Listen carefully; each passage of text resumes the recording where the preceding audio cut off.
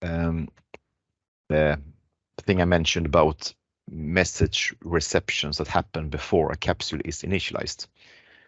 This is a rather special situation, but it can sometimes happen that a capsule receives a message before it has been initialized.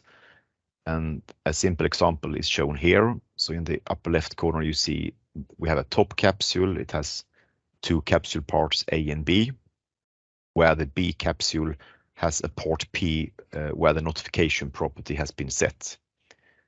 Then if we look at this in the sequence diagram, we can see a typical scenario, and it should be noted here that this problem happens when all three capsules run in their own thread. So then starting from the top capsule starts by incarnating capsule B and then capsule A.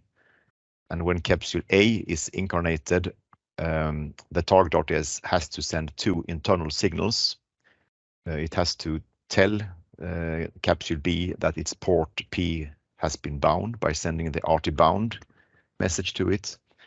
And also it has to send the RT init signal to capsule A to tell it to initialize its state machine.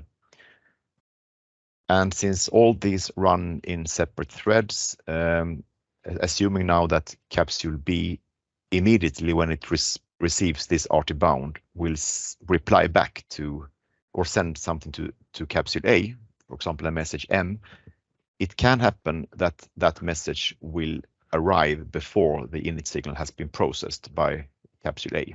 In most cases, it will not, but when we tested this about 1 out of 500 times, something like that, then it happens that it is received before capsule A has been initialized.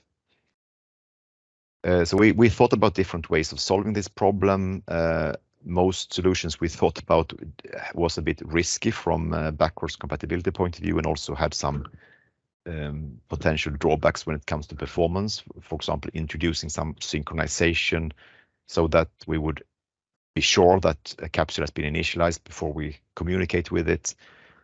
We kind of rejected that mostly from a backwards compatibility point of view. So now the solution instead we settled on was to introduce the concept of unhandled messages. So previously, when a capsule received something too early, it was considered unexpected. Now it's instead considered unhandled. And in most cases, an unhandled message is also an unexpected message. Then everything works as before.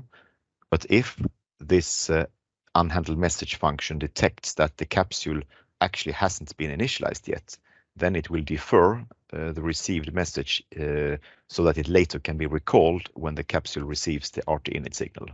And this means that we don't lose these early messages anymore.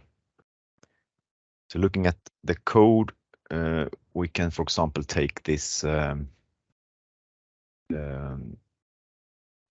as an example.